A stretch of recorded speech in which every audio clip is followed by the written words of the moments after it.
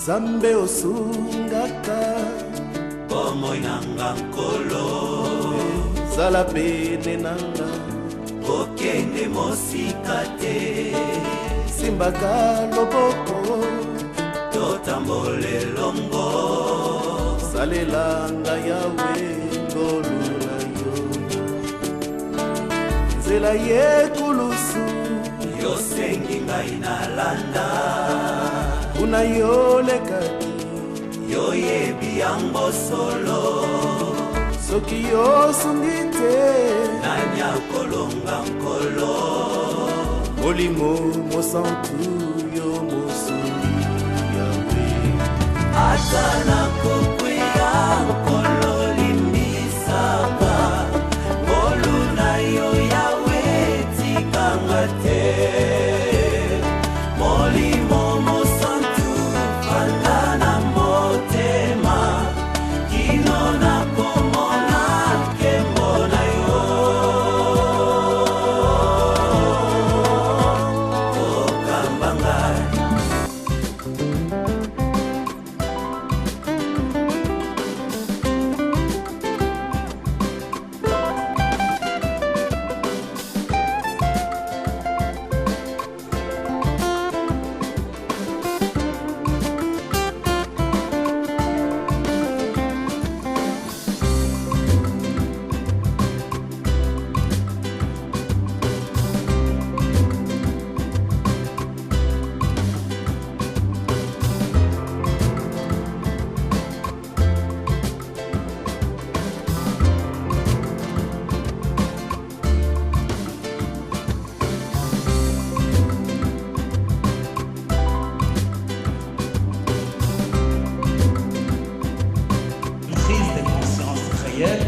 et qu'on défende l'écologie comme on ne défendra pas si on ne la connaît pas. Alors, par rapport à certaines questions d'énergie, effectivement, du Parlement européen, je suis journaliste ici en Belgique, et j'ai eu la chance de me trouver au parc des Verrouillas au mois de juillet. Donc, je voudrais juste d'abord dire que le parc des Verrouillas, il n'est pas si loin que ça. Bien que quand je suis revenu en Belgique, plein de gens m'ont dit quoi, t'es allé où? T'es allé au Congo, t'es allé où qui t'as osé aller au parc des Verrouillas? Ben oui. La situation sécuritaire, me semble-t-il, j'espère que vous allez le confirmer, s'est nettement améliorée. En 2h30 de voiture, on est de Goma à Rumangabo. L'équipe de l'ICCN a construit à Rumangabo des lodges pour accueillir les touristes. Je pense qu'une des manières dont on peut aussi soutenir le parc des Verrouillas, il y a plein de personnes dans la salle ici. Je pense qu'elles peuvent aller là-bas, emmener leurs enfants, surtout aller montrer ce parc à ses enfants. Vous y verrez tous les acteurs du film, pas seulement Monsieur de Merode et les gars, vous verrez aussi la nurserie des gorilles, elle est juste à côté des lodges. C'est un endroit qui est magnifique, il y a une centrale hydroélectrique qui est en construction maintenant, effectivement. Donc on sent le développement, les envies de développement qui se manifestent. Donc je voudrais aussi que vous nous disiez un tout petit peu quelles sont les réelles perspectives de développer du tourisme dans cette région. Le taux de remplissage de vos lodges, Monsieur de Merode, était tellement faible. Merci. Là, je vais passer du côté gauche, de mon côté gauche, monsieur avec la cravate amarrante. C'est le maire de Goma. Le maire de Goma, monsieur Nassar. Merci beaucoup. J'ai été très émotionné par le film. La plupart des images sont produites par les gens qui vivent dans la région. Et ce qui m'a intéressé, c'est l'intervention secours. Et nous, moi personnellement, c'est mon opinion personnelle, je ne dis pas combien de l'année, c'est une guerre de tout. Parce que même sans l'exploitation du pétrole, la région est déjà extrêmement riche de potentialités naturelles, nous prédispose déjà à la richesse. Donc, on ne peut pas convaincre l'opinion au niveau des Goma et de la région qu'en exploitant le pétrole, c'est ce qui nous amène le bonheur. Parce que déjà, sans le pétrole, nous avons des potentialités naturelles qui nous prédisposent à un niveau de vie. Et si je voulais intervenir, c'est pour remercier les Merode, François Xavier Dionnière, pour tout ce qu'ils font chez nous. Mais je n'ai pas vu l'implication ou l'intervention de la société civile qui a déjà pris position en faveur de la conservation de ces parcs. Quand j'ai visualisé des films, j'ai pas vu aussi où M. Demerol fait intervenir certaines autorités locales, parce qu'il y en a de ces autorités qui ont pris position et qui voudraient que leur parc soit conservé, mais aussi à côté de ces autorités locales, toute la population. Je crois que ma question c'est de savoir quelle est la stratégie. Quelle est la stratégie que l'ICCL et derrière l'ICCL, l'Alliance Virunga, l'Union européenne voudrait mettre en place pour que toutes ces couches soient impliquées dans la lutte et que derrière ce plaidoyer, nous puissions voir notre parc national de Virunga être protégé. Merci. Merci, monsieur le député. Alors, encore une question à l'extrême gauche là-bas, géographique, extrême gauche géographique. Monsieur. Merci, monsieur le modérateur. Je suis Sébastien Luc-Tanga Tandem, secrétaire exécutif du réseau des aires protégées d'Afrique centrale. Je voudrais tout d'abord remercier les organisateurs pour m'avoir invité ici. Et je voudrais encore une fois de plus remercier Emmanuel Demerol pour son action dans ce film qui permet de voir un peu les réalités du terrain en matière de conservation et les grands défis. Ce que je voudrais dire pour ceux qui connaissent les chimpanzés et les gorilles, c'est que le parc national de Virunga, pour nous, au niveau du réseau des aires protégées d'Afrique centrale, constitue un peu ce qu'on appelle le mâle dominant. Le mâle dominant, ça veut dire ceci: quand le chasseur tire sur le mâle dominant, la troupe se disperse. Ce qui voudrait dire que si Virunga tombe, nous devons comprendre que la conservation en Afrique centrale va souffrir et va souffrir longuement. Donc nous avons tout intérêt ici de trouver comment faire pour sauver Virunga, parce qu'à travers Virunga, nous allons sauver les aires protégées d'Afrique centrale. Ce qui se vit à Virunga se vit en miniature dans les autres aires protégées. Et tout le monde a l'œil sur Virunga parce qu'ils se sont dit, si on n'a pas réussi à sauver Virunga, pourquoi on va sauver les autres? Comment on va sauver les autres? Moi, je voulais donc intervenir en ces termes. Et pour répondre à la question de la dame, ce n'est même pas une réponse, c'est une contribution.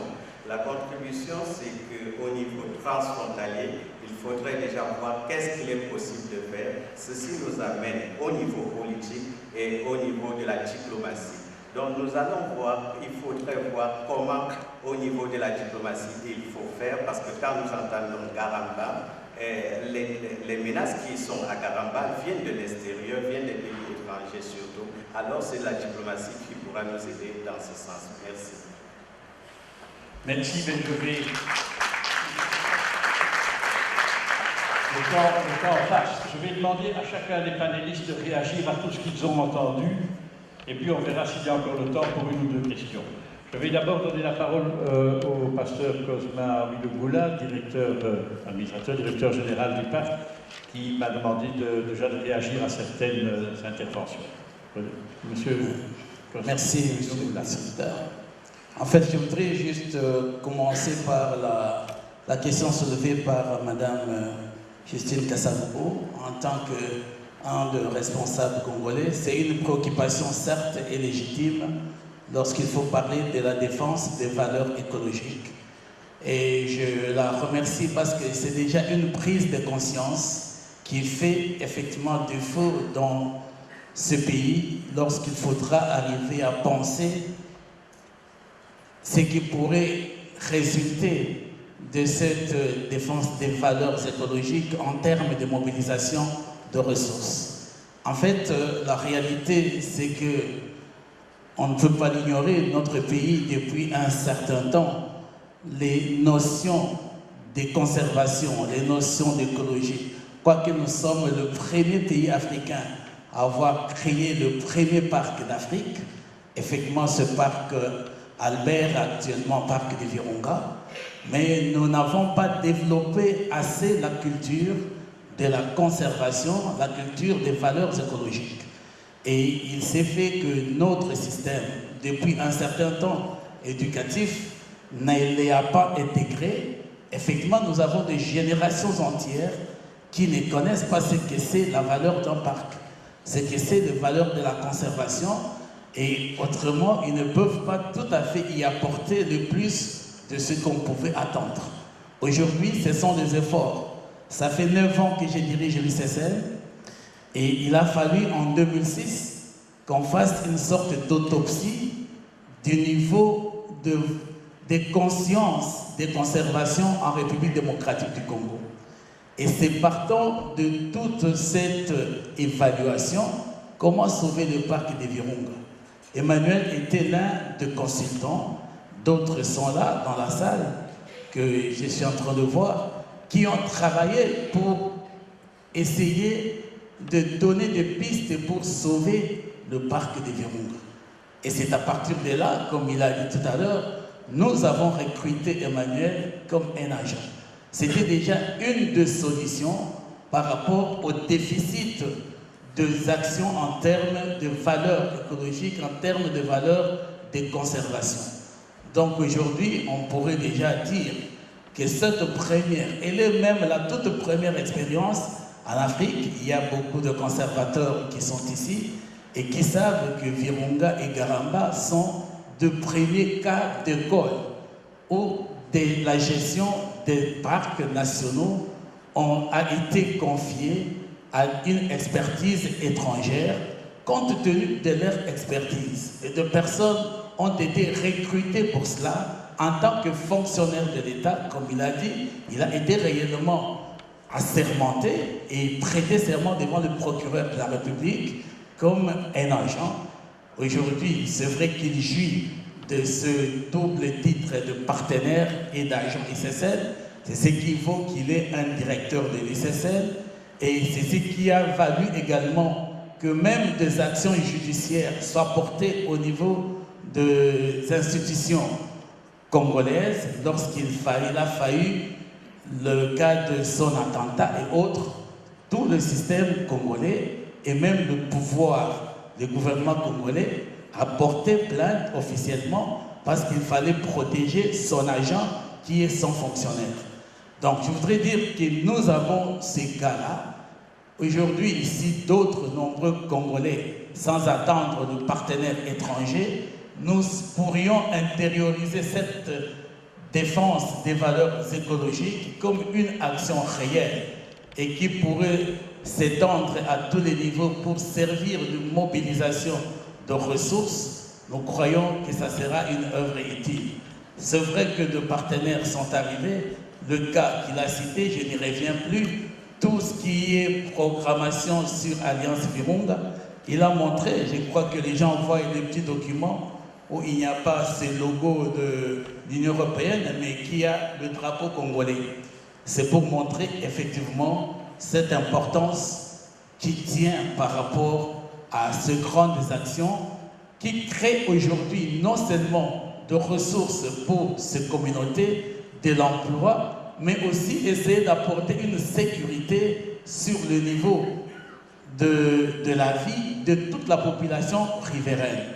Donc nous croyons que les efforts devront être conjugués et nous encourageons ceux de Congolais qui vivent à l'extérieur, effectivement de saisir la balle au bon et de pouvoir apporter leur appui dans tout le milieu qu'ils peuvent contacter, d'influencer, de faire le lobbying qu'il faut pour que cette valeur soit réellement appuyée.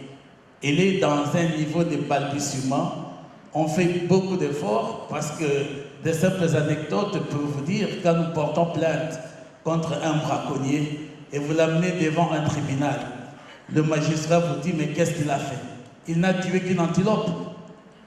Alors vous vous rendez compte de ces niveaux-là et 2-3 minutes après, le braconnier est libéré parce que le magistrat n'intériorise pas le niveau de l'infraction du braconnage qu'a commis ce braconnier. Mais tout son système éducatif, on termine la licence en droit, je suis professeur d'université, je le sais, sans avoir reçu aucun cours sur l'environnement, sur la conservation de la nature, et on peut devenir docteur en droit sans l'avoir reçu. Donc il y a un grand effort qui doit pouvoir être effectivement consolidé pour qu'il y ait une prise de conscience réelle et qu'on défende l'écologie, qu'on ne la défendra pas si on ne la connaît pas. Alors, par rapport à certaines questions d'énergie, effectivement, le secrétaire exécutif de RAPAC a essayé de répondre à la question sur la valeur de la transfrontalière. C'est une expérience assez intéressante aujourd'hui, mais que nous avons créée dans des moments assez difficiles. Et nous pouvons dire qu'entre le Rwanda, l'Ouganda et la RDC, quels que soient les effets de la guerre, s'il y a une structure qui tient et qui dépasse le niveau de conflictualité, c'est la transfrontalière en termes de conservation entre ces trois pays. Cette structure essaye de fonctionner de la manière à dépasser les niveaux de conservation, mais à pouvoir essayer de faciliter leurs relations interpersonnelles. Avant, il n'était pas possible qu'un Rwandais, dans ces conflits, parle à un Congolais et autres. Mais au travers de trois directeurs généraux de parcs entre les trois pays et toutes leurs structures, nous avons réussi à mettre en place un mécanisme qui favorise aujourd'hui le contact. Tout Congolais peut ne pas aller au Rwanda, mais moi je n'ai pas de problème pour aller au Rwanda au nom de ce gorille. Rien que pour le suivi de ces gorilles, les Ougandais et les Rwandais viennent à Kinshasa au nom de ce gorille.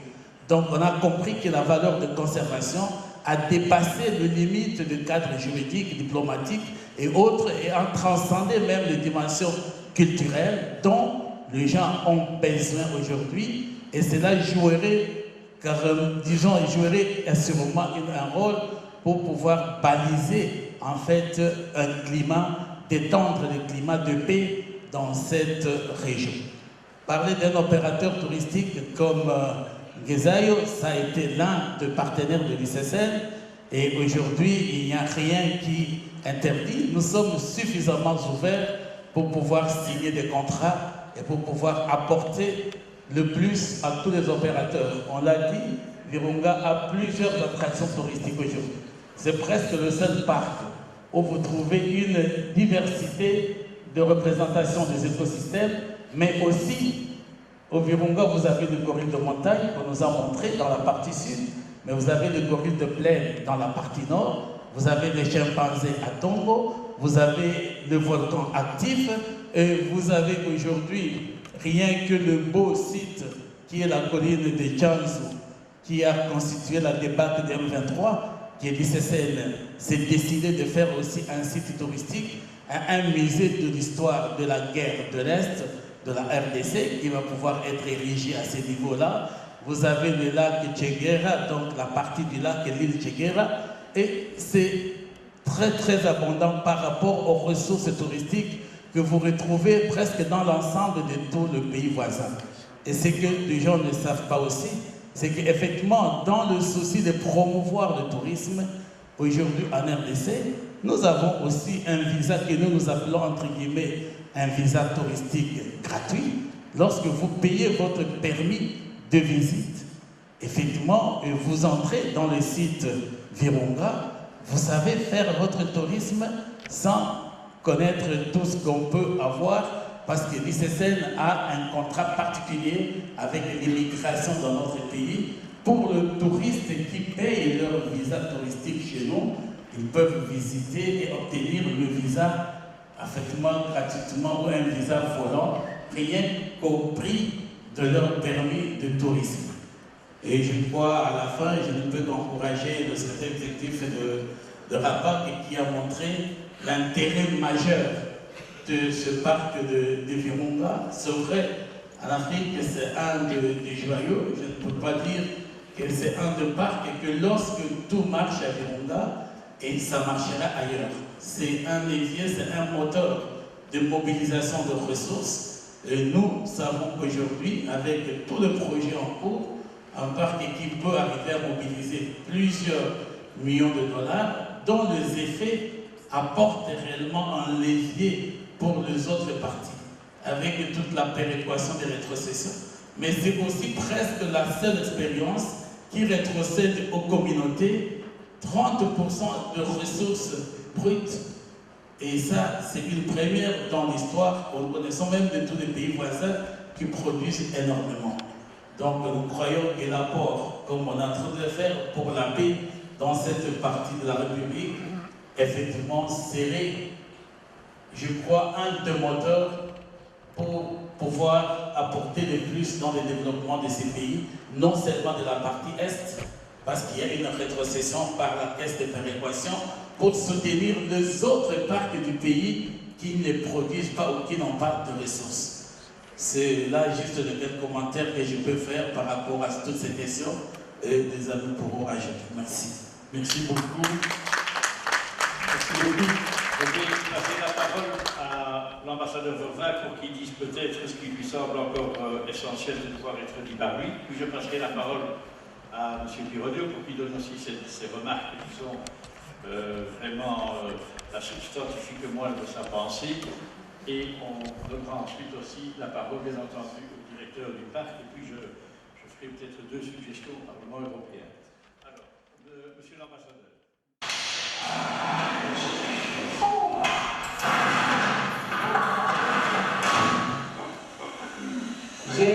Ma famille est humaine. Je leur ai toujours dit que vous êtes ma famille, mais nous avons aussi une autre famille à Ouangabo, qui est composée de 4 enfants. Il y a Maïcha, Kaboko, Ndeze et Yakasi. Vous savez que jusqu'à maintenant, nous avons un grand problème de braconnage. Les gens se disent que voilà, si une fois, c'est juste tuer les parents et avoir le bébé que nous allons vendre.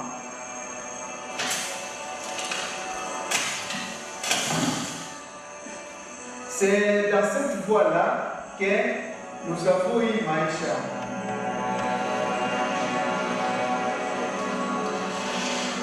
Maïcha a été confisquée entre les mains des braconniers qui voulaient les vendre.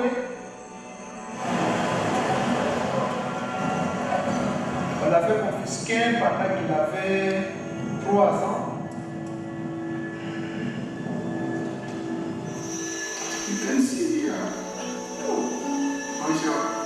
Aujourd'hui, elle a 10 ans et demi comme ça. Oui.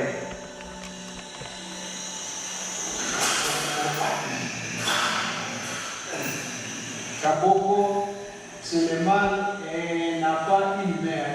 Elle avait perdu une mère suite au braconnage. Kaboko, c'est un peu agressif.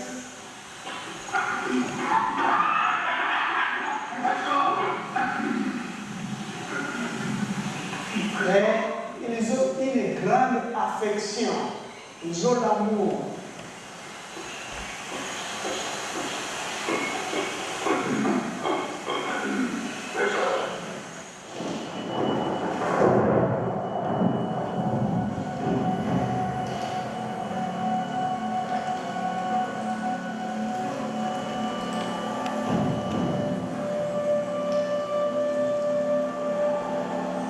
Quand il y avait un massacre de Nogorel, moi j'étais sur le terrain.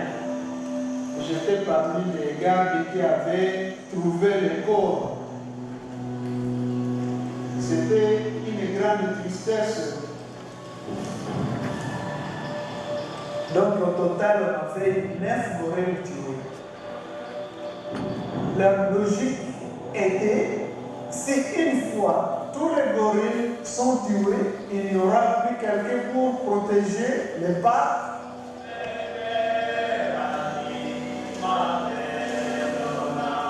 Beaucoup de gens sont venus voir ce qui s'est passé pour les gorilles.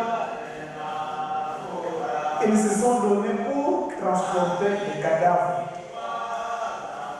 Et comme vraiment des membres de la famille qui étaient décédés.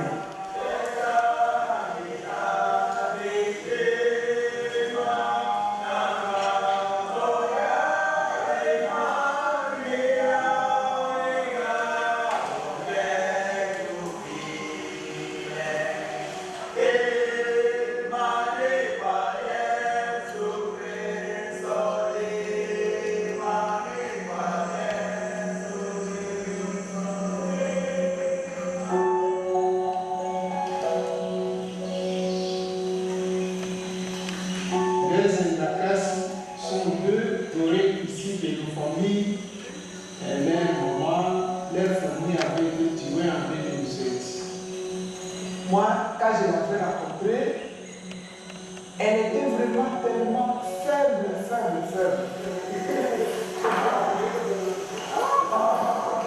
Et c'est vraiment quelque chose d'incroyable de voir qu'elle est en vie.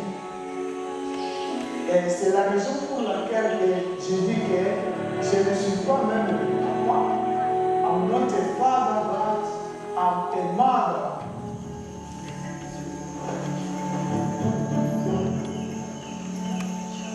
Ces communes, comme ils sont là, ce n'est pas par plaisir que nous les gardons là. De leur mettre dans des conditions qui leur permettront un jour de rentrer en brousse étant en bonne santé.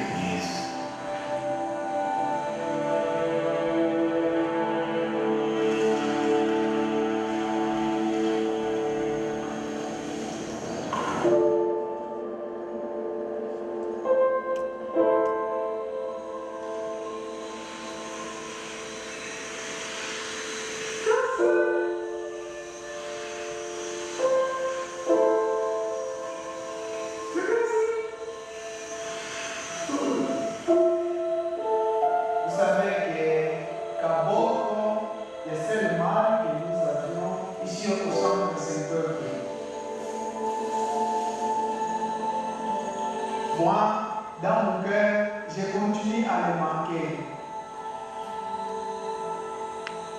Je le manque vraiment.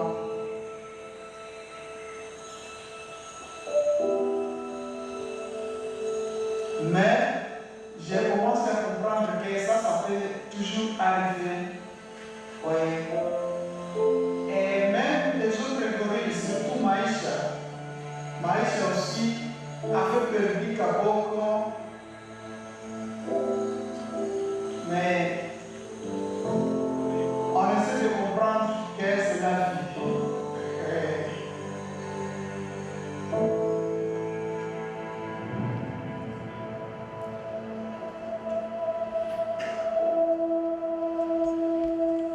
J'ai accepté de donner le meilleur de moi-même pour que la vie sauvage soit sauvegardée au-delà de toute pression, au-delà de tout esprit de recherche d'argent, au-delà de toute chose.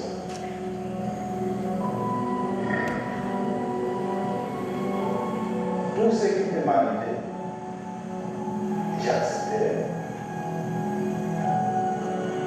Je ne suis pas spécial.